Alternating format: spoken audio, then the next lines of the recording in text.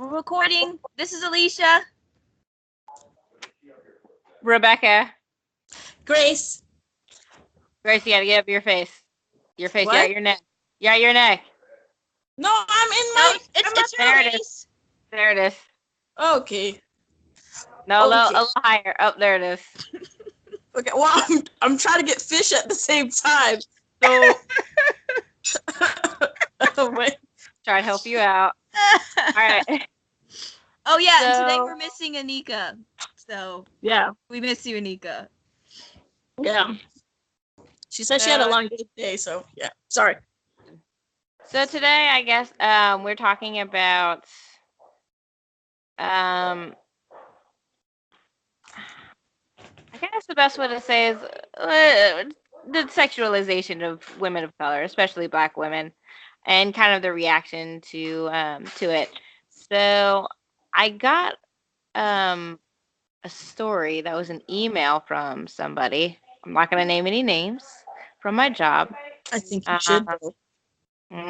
He was a middle-aged man, probably in his mid to late 40s. And I trained him at my job. When I worked at my job, I trained him.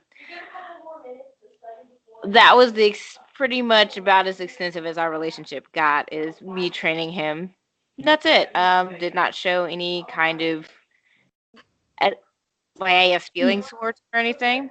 And I received an extremely explicit email from him under the guise of a story that he felt sure that I wanted to edit, that used my name, that was extremely explicit. And I guess my issue was not necessarily with the letter, although it was part of the letter. It was kind of the fact that I had not shown in any way that I was interested in him, and yet he still felt that it was okay to send that to me as, I guess, a sexual invitation. And, when I talked to my boss about it, I guess he was most focused on the fact that he approached me that way, not necessarily that it was inappropriate behavior as a whole, because I had shown no interest in him. So I guess we can talk about that. So wait, your boss was concerned about the way he approached you and not the fact that he did approach you? Is that what you're saying? Yeah. Yes. I mean, he apologized a bunch of times, and then he immediately was like, although I have nothing to do with it, because, again, he was afraid of course, being accused in any way of being associated with the situation. It was just kind of interesting. I'm confused. So I guess if you have lady parts, then, and you're in the vicinity of a man with a penis, then that means you're interested in sex. And the problem is not that someone's making an offensive call on you. In a professional realm, the issue is whether or not he's classy about it. That just seems completely inappropriate. I work with you, so it will be always inappropriate making a pass at me. Exactly. Always. Or even that, I did something to warrant the behavior. Because, of course, that question was asked. And it's just kind of interesting that because I am a woman, that it's assumed that I did something to deserve the behavior, which is unfortunately pretty common in women, even when we are victims and we have done nothing to warrant that behavior. Not just to warrant the behavior, exactly. We're still accused of such. That's crazy though, because I mean, she didn't read the letter, but it was very inappropriate. It was pretty much he was writing a fantasy to her, and very sexual. I just feel like if you're having, like, it's natural to have fantasies about people. What's not natural is to share it with someone you don't know and haven't been in that relationship with.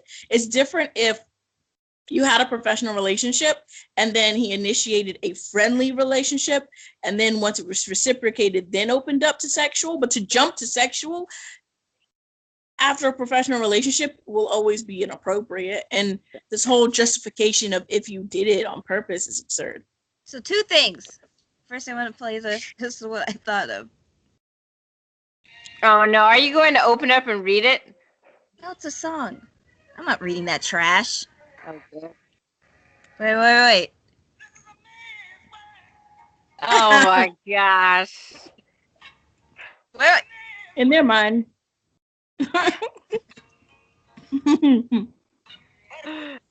Right?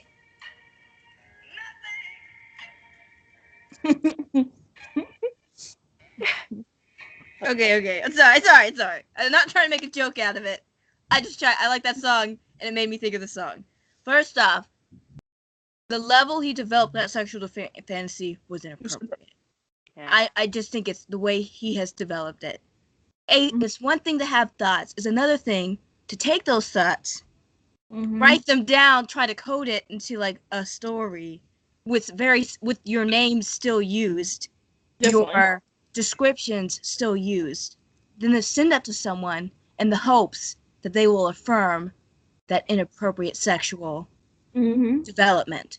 So I Yeah. just think the development, as well as the way that he sent it to you, was inappropriate. Of course it was. And it's not cool that your boss was like, oh, he said that to you. So that makes me think that they're having conversations about it, and that's okay. And it's no. Well, that's exactly what I thought too, which is interesting. Let's say. It just makes me think that your boss wanted to hit on you too. And he was like, whoa, it's honesty that he'd want to holler at you, but it was just weird how you did it. It's like, no, either one is inappropriate, actually. This is the workplace. It's inappropriate. Yeah. It's Thank just you. the fact that it's like an old boys club that, if a man does it, oh no, he's not supposed to admit it. But if a woman does it, oh, you're being inappropriate. You see what I mean? Of course. Not that I'm attracted to anyone at my office, but I do believe that if I, as a woman, had done the same thing, I'd be known as the crazy woman around the office. HR. Yeah. You as a black woman been like, oh, that's expected. You know how they are. That's just a thing. Like, I just remember working at Chick-fil-A, and I went out of my way to prove that I wasn't that girl. So, like, one of the youngsters made inappropriate advances at me, and I made it clear to him, like, keep your damn hands away from me. Like, I'm crazy. I will cut you. Oh, damn. Yes. Because they're just nasty. Because he's a young, entitled young boy. And I made it clear to him, I don't F around. So I just feel like a lot of white men believe there's some type of entitlement to black women's bodies. There's a mix because, I mean, it just shows it comes to all walks of life because there's older white men, but I told you. Whatever. Oh my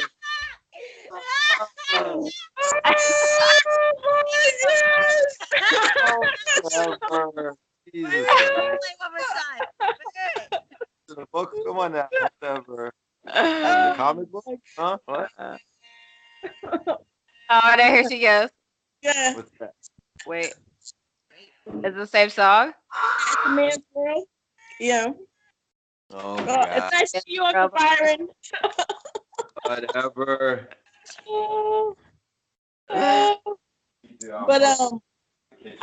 but it comes from multiple environments though, because there's, you sense older white men do hit on us, but also, in my last job at a car company, there was another intern working with me. He was my peer, a young black man, which I hate saying. I'm the first one to be like, maybe it wasn't that situation when it comes to my young black men, but it just seemed like it was his behavior. He assumed we were peers, and even though I told him I was married, it just seemed like whenever he behaved against me with me, it was always checking me out. It was always when I needed help, because he was in IT. If I needed help, I had to walk all the way over there to talk to him. If I didn't walk to him and give him attention, then he wouldn't be seen. He wouldn't get done what I needed to get done. I had to go through my manager to go and tell him to come over there. If I didn't speak to him, he tried to reach across my body. It was just these crazy things like, this is the workplace. And it just seems like men in the workplace think that they can take their personal sexual drive in the workplace as though at all times they need to prey on us. And at all times it's appropriate to catch yourself a girl or a piece of behind. It's always appropriate. And it really isn't. There's very little compartmentalization when it comes to people like that. And I also believe it's an environmental thing. In the fast food industry, I do believe it's an environment that's created that young girls are put on the front line because they know that's how you bring in customers, aka dirty old men. I can't tell you, my hand's been stroked. Some guy licked a burger. Another guy called me delicious for the longest time until I threatened him. It's just nasty and grody. Mm-hmm. And it's not like you're trying to warrant this behavior. It's shown towards you because they believe this is why you were given this job. For my pleasure. Mm-hmm. Yeah. Crazy. That's disgusting. This is a man's world, guys. This is a man's world. No. It's a woman's universe. The man is just confused about the world. Oh. Hey. Wait. There's no... I hate how this whole society is like... men are so logical. They're so, organized. They're not as emotional. Are you serious? Mm-hmm. Women deal with so much bull crap every day from a man not understanding the difference between what's appropriate and not appropriate. Mm-hmm. This is a personal problem. Like, your mother never loved you, but have you noticed men in a group in a workplace, they'll come to a woman, they'll be telling you their personal problems, what happened to them that day. They need a best friend. They need to talk about their wife and blah, blah. And no one gives a crap about your personal life. I've been working under you, an idiot, for years. How do you think I feel about that? But I kept that private. Mm-hmm. So it's just like, we're taught from the beginning as women that you're deficient, so that we keep a blind eye towards men's, inefficiencies. Let's be honest, like, women develop quicker than men, but they want to, tell us we're too big, too stupid, too whatever, to make us distracted from the truth. And the truth is, without us in the workplace or as management, things aren't done effectively. And we deserve more representation, but instead they pin one another against each other. Have you seen in the workplace, a man will very quickly be like, oh, she looks really cute. Oh, she looks this. Like, they'll objectify you very quickly, so you feel like small. So you're so distracted about, what another girl looks like in the workplace, when your boss is an idiot and shouldn't manage you. But you're distracted with something much more simple. That's, I don't know, this society's kind of backwards. I will say that's rather interesting, because definitely with my boss, he spent a good amount of time telling me about his day. In fact, when I called him to tell him about his current employee, his first reaction was, oh man, I really miss you. I don't have my... I'm not going to say that, because I think that's going to be too specific in identifying him. But suffice it to say, he was sad that his therapist wasn't there anymore, let's say. Because actually he spent like a good part of the day having me listen to his problems. On the same token, though, my boss after that, who was a woman, also spent a significant amount of time telling me about her day and who she was. So I don't think that it's just men that do it, but I will say that I've noticed most of my bosses that were male that I dealt directly with did spend a good part of their day telling me about their lives. Not wanting to really listen to mine. So, I mean, I will agree with that. At the same time, I don't think it's just men, but I do believe that we are definitely expected to be caretakers at work, at home, everywhere we are. And men are not expected to do the same. And to take all the objectification in stride. But if we did that same thing to the men around us, we're accused of being sexually harassing, or of even being that girl. Yeah. Inappropriate. Yeah. Or slut, let's be honest. Yeah.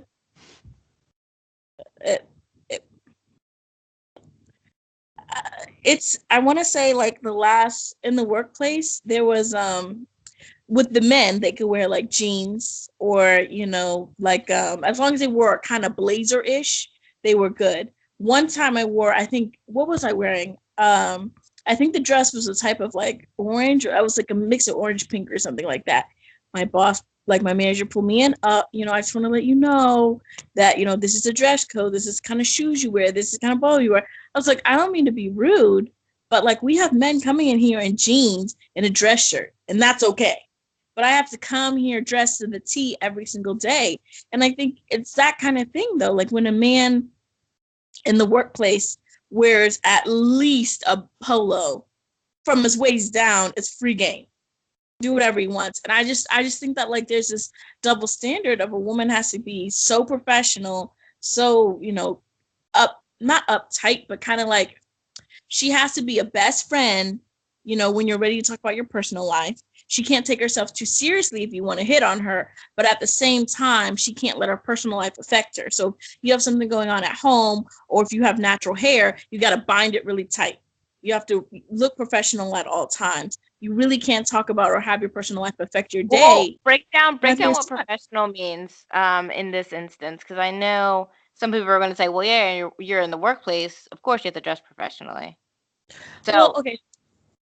So professional as in like, for me, like with a curvy frame, for professional, I try to wear things that are like at least to my like collarbone and height, because if any type of like my breast and even the shape kind of shows a little bit, and I have to deal with people checking me out all day, and that's my fault. You know what I mean? I can't complain about that. I can't tell my manager about that. Then it's just my problem. Or if I wear a dress where it hinges in at my waist, I have to be careful. It can only be like a slight, it can only be an indentation to show that I have a top and bottom, like a behind and a breast, but it can't be form-fitting in any kind of form. It has to be at least, what I want to say is I can stretch it at least an inch or two from my body, that kind of looseness. And if I don't do that and someone checks me out or someone looks at me, it's my fault. And at no point is there my manager being like, that's inappropriate behavior. You can't look at her that way. That's inappropriate. Or, before I worked in a place where I had a warehouse, and if the warehouse workers are saying something slick to me, it's funny. It's not inappropriate. It's funny. And then I have to go home and dress differently if I want people to treat me differently. That's what I mean by professional. It's like almost a washing away of things that set me apart, so that all they see is an amorphic person rather than a woman who's professional. That's what I mean. You were also talking about binding your hair. Can you go more on that? I'm not saying I disagree with you. I just want to hear more. Yeah. So like I have natural hair, and so really thick hair as well. So when it comes to the workplace, I'll do a style like pretty much like this. I twist it, and then the night before I put it in a ponytail, then I put it in a scarf, so that all you can see right now is that my hair is brown. There's a part in the middle, but everything is compressed. Right. If I want to wear my hair curly, I have to bobby pin it like crazy. You can only see a coil pattern, but as soon as it frizzes just a little bit, I pin it back exactly the way you see it now. Because one, if I wear it out natural, then you get people who want to touch you like you're a dog. Yep. One. Yep. Or two, you look too casual, or three, you're trying to holler at someone. So if I wear my hair down and curly, you get people trying to, say something slick, you look attractive or whatever. It's like you're trying to invite people into your space when really you're just trying to express yourself. So even with natural hair, or when I go to job interviews, I always, again, try to keep it like this, because I'm unsure if they'll know that when my hair frizzes, it's because my hair is alive like anything else. So any moisture or humidity is going to react to that. But I'm unsure in this world if they're going to perceive it as she just didn't put enough effort in. That kind of thing. Mm-hmm. That's funny that you were talking about like the shape of clothing. Because I have a large bottom, but everywhere else is thin, I have to go out of my way to like not wear tight, because tight on me and tight on someone with no bottom is two very different things. And like, I didn't realize how bad it was until it was my first job in DC, and like one of the guys looked at me inappropriately, and the woman there is the one who gave me a look like, oh, she fast type of thing. And then she sent me a passive aggressive email saying, just a reminder about the dress code. And I'm like, first off, I dress to the T, and I am nothing compared to what other people are wearing here. That's not fair that you're calling me out. Other thing is, all my male bosses, they had said nothing to me. And I made sure I forwarded the message to them, and they said nothing to me, that I was dressing inappropriately or I wasn't showing up on time. It was just her, because she was attracted to the individual that gave me an inappropriate look. That's so inappropriate. See, that's the kind of thing of girl against girl violence. We do that to each other. You should just see that man is a dog and not want to go out with him. Like, why does it have to be the female?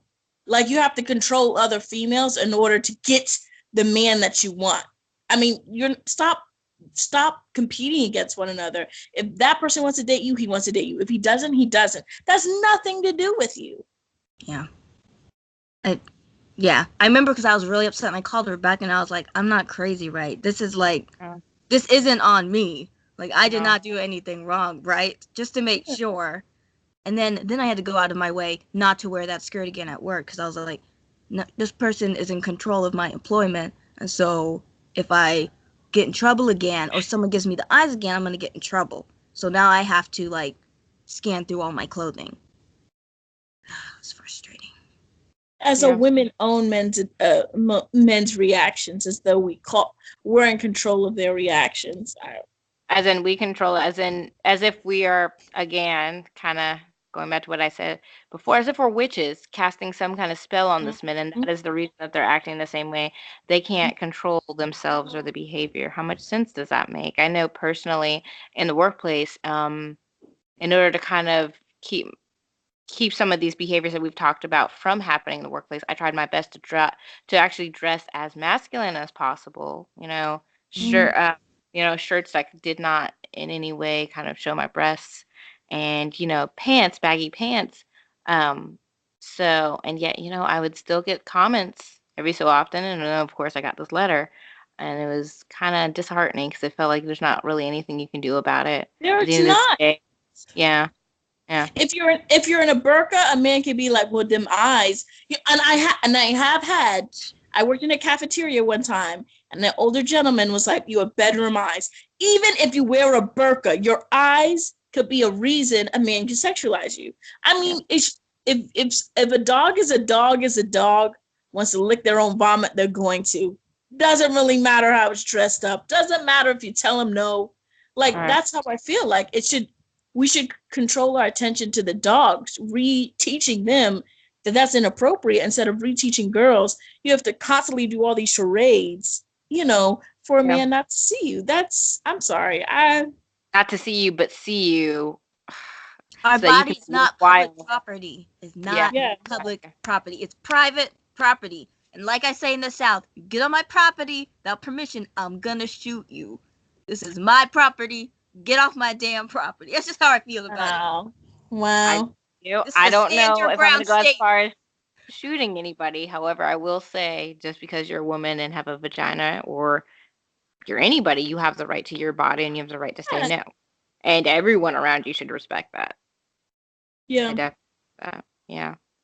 So we are running low on time. You have one more thing to say. Go ahead. Oh, yeah. One more thing to say. I will say that just this conversation can be expounded to the flip side, that in the professional world, we talked about in the professional world and, objectification, but also I would say on the flip side, I've been experiencing in the last 5 years, more and more of a drive of thicker women to say, well, women want to objectify what they want to see.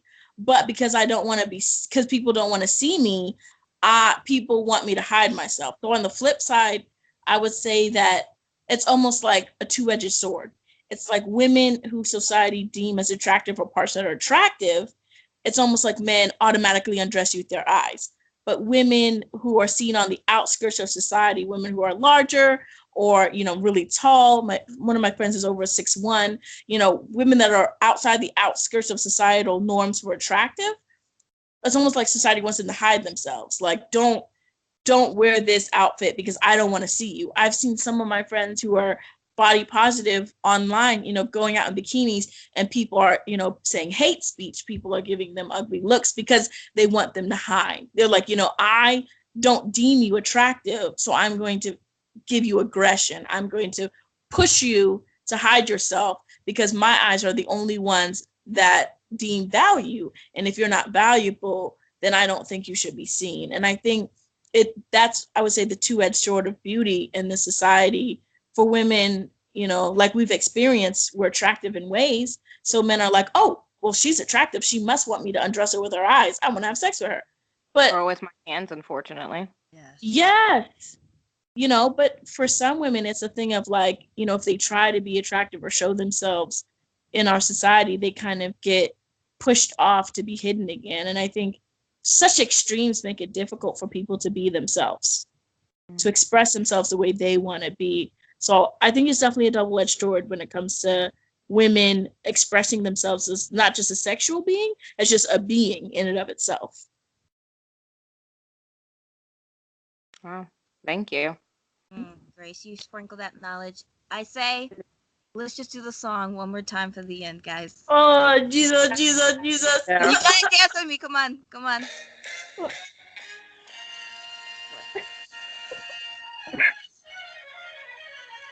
Come on, guys, come on.